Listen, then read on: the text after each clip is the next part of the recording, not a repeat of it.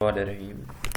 आज का लेक्चर हम एक डिटर्मिनेंट ऑफ 2x2 मैट्रिक्स से स्टार्ट करते हैं। लास्ट टाइम ही हमने डिस्कस किया था we can associate with every square matrix A over R और complex number a number a की absolute value known as the determinant of the matrix A. यहाँ पे वो कह रहा है कि जब कोई भी आपको एक मैट्रिक्स गिवन होगी उसका जो डिटर्मिनेंट है वो एक नंबर आपको मिलेगा। The determinant of matrix is denoted by enclosing its square array between multiple bars instead of brackets. जैसे यहाँ पे हम ये स्क्वायर ब्रैकेट्स की बजाय हम क्या यूज़ करते हैं, वर्टिकल बार्स यूज़ करते हैं किसी भी मैट्रिक्स का डिटर्मिनेंट फाइंड करने के लिए। The number of elements in any row और column is called the order of determinant. For example, if A is equal to A, B, C, एक मैट्रिक्स आपको गिवन है, then the determinant of A is given by A, B, C, D with vertical bars. Its value is defined by the real number A, D minus B, C. आपने क्या करना है, इसके जो diagonal entries है इसको multiply करना है और मैनेज के साथ और नॉन डायगोनल इंट्रीज को मल्टीप्लाई करना है, यानी कि ये बन जाएगा A, D minus B, C। ये एक 2x2 स्क्वायर मैट्रिक्स का डिटर्मिनेंट है। अब नीचे हम लिखते हैं एक determinant is equal to A B C D is equal to A D minus B C. For example if हम यहाँ पे हम एक पार्टिकुलर एग्जांपल लेते हैं जिसमें 2 माइनस 1 4 3 और b is equal to 1 4 2 8। Then इसका जो डिटर्मिनेंट होगा मैट्रिक्स ए का ये आएगा 2 इंटू 3 माइनस 4 इंटू माइनस 1, यानी कि ये बन जाएगा 6 plus 4 is equal to 10। And matrix B का जो डिटर्मिनेंट है ये आएगा 8 minus 8 that is equal to 0।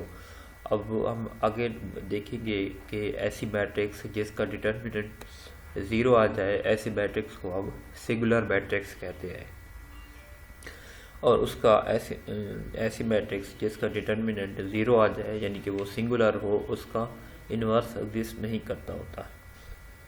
अच्छा, hints the determinant of matrix is the difference of product of the entries in the two diagonals. ठीक है, ये क्या है आपके पास, इन डायगोनल्स का जो प्रोडक्ट का डिफरेंस है वो क्या कहलाता है, डिटर्मिनेंट। नीचे आपको एक गिवन है कि note the determinant of 1x1 matrix. अगर आपके पास एक ऐसी मैट्रिक्स है जिसमें एक ही एलिमेंट है तो उसका जो डिटर्मिनेंट होगा उसकी आप एब्सोल्यूट वैल्यू लेंगे, यानी कि जैसे 1 है इसके एक जिसमें एक ही एलिमेंट है उसका जो डिटर्मिनेंट होगा वही 1 के इक्वल आएगा। ओके, नेक्स्ट देखते हैं कि singular and non singular matrices क्या होती हैं। A square matrix A is singular if A का डिटर्मिनेंट इज इक्वल टू 0। जैसे मैंने आपको ऑलरेडी बताया हुआ है, अगर एक मैट्रिक्स है जिसका डिटर्मिनेंट 0 आ रहा है तो ऐसी मैट्रिक्स को हम सिंगुलर मैट्रिक्स कहेंगे और उसका हम इन्वर्स नहीं फाइंड कर सकते, और otherwise it is a non singular matrix. In the above example B determinant of matrix B is equal to 0, जो कि आपके पास 1 4 2 8 है, is a singular matrix and determinant of A is equal to 10 that is not equal to 0 implies that a matrix is a non singular matrix। Next हम देखते हैं कि adjoint of a 2x2 matrix. The adjoint of a matrix A is equal to A B C D is denoted by adjoint of A and is denoted by adjoint of A is equal to. अब यहाँ पे आपने adjoint of A में ये जो diagonal entries है, main diagonal entries हैं A D, इनकी आपने पोजीशन चेंज करनी होती है और बाकी जो B और C है इनकी आपने साइन चेंज करने होते हैं। तो ये बन जाएगा इसका adjoint of A. Inverse of a 2x2 matrix, let A B a non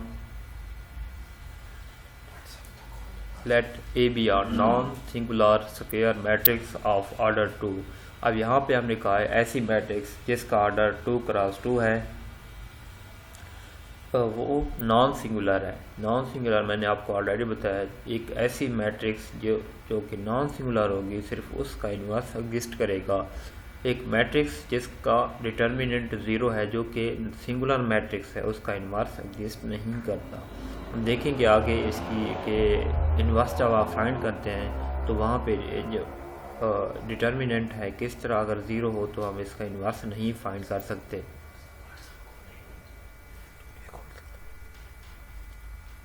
अच्छा, आगे हम इसकी पार्ट ये देखते हैं कि A B is equal to B A is equal to I2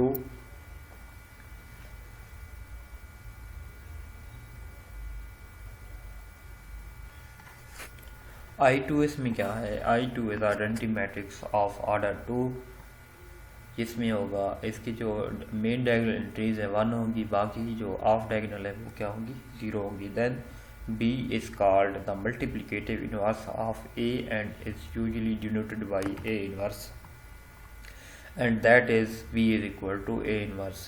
यानी कि आपका जो दो मैट्रिक्स का प्रोडक्ट है A B is equal to B A is equal to identity matrix of order 2। इसका क्या मतलब है, आप जब दो नंबर्स को मल्टीप्लाई करते हैं, जैसे 2 मल्टीप्लाई बाई 1/2, तो उसका आंसर क्या आता है 1, जो कि मल्टीप्लिकेटिव आइडेंटिटी है। तो आप क्या कहते हैं 2 और 1/2 एक दूसरे के मल्टीप्लिकेटिव इन्वर्स है। सिमिलरली यहाँ पे भी मैट्रिसेस में ऐसे होता है कि अगर दो मैट्रिक्स का जो प्रोडक्ट है आपके पास आइडेंटिटी मैट्रिक्स के बराबर आ रहा है, तो आप क्या कहेंगे, ए मैट्रिक्स जो है ए और बी एक दूसरे के मल्टीप्लिकेटिव इन्वर्स मैट्रिक्स है। ठीक है, तो यहाँ पे आप फिर लिखते हैं कि B is equal to A inverse. 10 अगर आपके पास एक मैट्रिक्स ए है और ए इन्वर्स उसके साथ आप मल्टीप्लाई करते हैं दूसरी मैट्रिक्स जो कि बी है, is equal to A inverse A is equal to identity matrix of order 2। Example number 3 for non singular matrices matrix A prove that A is equal to 1/a का determinant adjoint of ए। यहाँ पे हमने prove करना है कि for example आपके पास एक 2 cross 2 matrix है, उसका जो इन्वर्स होगा वो इक्वल होगा 1/a adjoint of 1 determinant of a into adjoint of a। हमने इसको प्रूव करना है। अच्छा, फॉर एग्जांपल आपने एक a मैट्रिक्स ले ली जिसके एलिमेंट हैं a b c d और b एंड a इन्वर्स जो मैट्रिक्स है इसके एलिमेंट्स हैं p q r s जो कि अननोन है, हमने ये फाइंड करने होंगे। ये जो मैट्रिक्स है a b c ये आपको गिवन होगी। फॉर एग्जांपल आपके पास मैट्रिक्स इस तरह की होगी 1 2 3 4 जो मैट्रिक्स a है। ठीक है, ये नोन है, जो a इन्वर्स है जो कि हमने उस मैट्रिक्स का इन्वर्स फाइंड करना, ये अननोन है हमारे पास, यानी कि इसके एलिमेंट्स जो हैं p q r s ये हमने फाइंड करने हैं। देन हमने ऊपर वाली ये प्रॉपर्टी यूज़ करनी है A inverse is equal to I2। अगर आपके पास ये जो ए इन्वर्स है ये ए मैट्रिक्स का मल्टीप्लिकेटिव इन्वर्स है एक दूसरे के, तो इनका जो प्रोडक्ट है वो क्या होगा, identity matrix of order 2। That is हम क्या करते हैं यहाँ पे एक मैट्रिक्स ए पुट करते हैं, सिमिलरली यहाँ पे प्रोडक्ट करते हैं इसका मैट्रिक्स ए इन्वर्स के साथ और is equal to identity matrix of order 2। फिर इन दो मैट्रिक्स की मल्टीप्लिकेशन करनी है। आपने ऑलरेडी पढ़ा हुआ है कि दो मैट्रिक्स को किस तरह मल्टीप्लाई करते हैं, तो ये हमारे पास आ जाएगा A P plus B R A P plus B S C P plus D R C Q plus D S is equal to identity matrix of order 2। अच्छा, फिर आपने क्या करना है, आपने पढ़ा हुआ है कि दो मैट्रिसेस इक्वल कब होती हैं, अगर उनके करस्पॉन्डिंग एलिमेंट्स आर इक्वल, तो आप क्या कहेंगे A P plus B R is equal to 1 and similarly इसका जो सेकंड एलिमेंट है A P plus B S is equal to 0 और इसका third C P plus D R is equal to 0 C Q plus D S is equal to 1। इस तरह आपके पास 4 equation आ गई।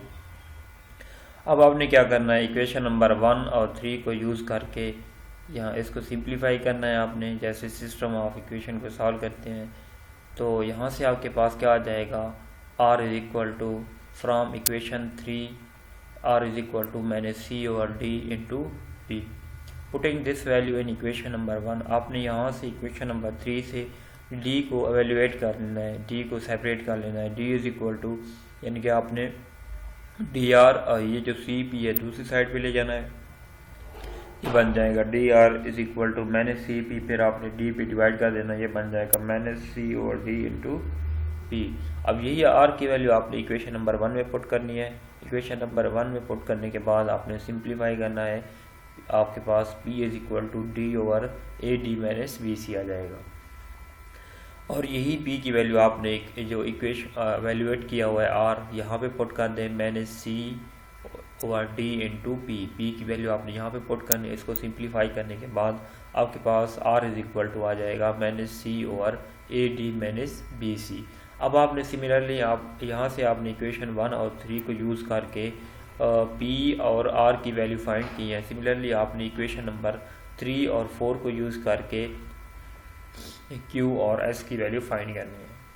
और यही p, q, r, s की जो वैल्यूज़ हैं आपने जो सपोज की हुई थी कि a inverse is equal to matrix A inverse is equal to P Q R S, जो कि हमारी अननोन मैट्रिक्स थी, यहाँ पे आपने सब्स्टिट्यूट कर देनी है P Q R S की वैल्यूज़। तो ये हमारे पास बन जाएगा A inverse A matrix is equal to D/AD-BC B/AD-BC C/AD-BC A/AD-BC। अब यहाँ से आप देखें अगर तो 1/AD-BC कॉमन आ रहा है इस पूरी मैट्रिक्स से, तो आप जब कॉमन लेंगे आपके पास आ जाएगा D-B-C AD, जो कि